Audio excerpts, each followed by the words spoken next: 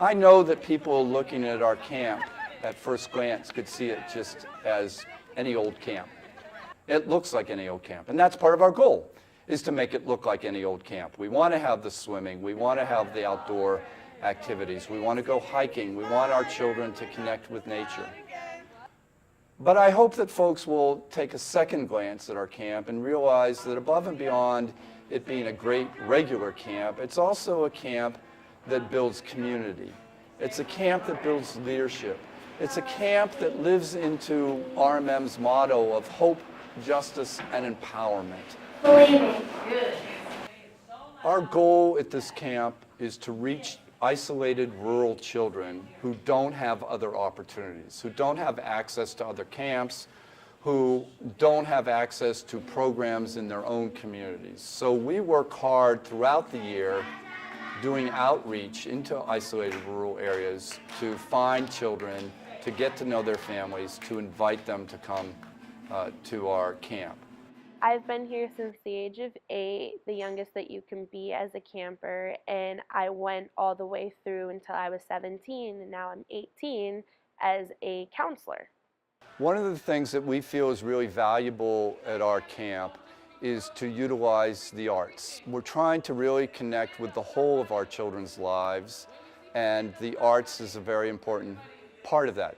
And of course, our camp has a lot of fun with boating and swimming and soccer and capture the flag and storytelling, but we also want to utilize the arts. And so we decided to be very intentional a number of years ago about inviting artist educators.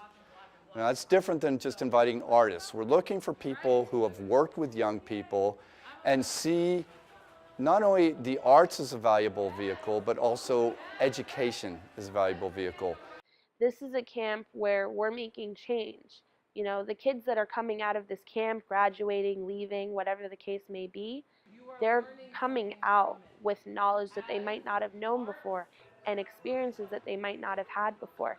So I try to explain to my best capability that, you know, this means the world to me, and that, you know, one of the reasons why I might be well-spoken, or one of the reasons why I might be well-versed in politics, is because of this camp.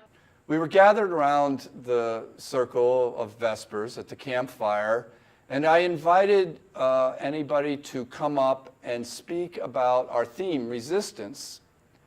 And I was waiting, and this 10-year-old boy came up, and he stood in front of the whole group, and he said, I want to speak about the importance of resistance. I want to know that this theme is really important, and over the past few days I've discovered it's very important. So I want to know how you all are feeling. And then he proceeded to be a pastor to the whole camp and invited other younger campers to come up and speak, and was affirming to them, and then had us all take a 30-second silent meditation to reflect on the joys of camp.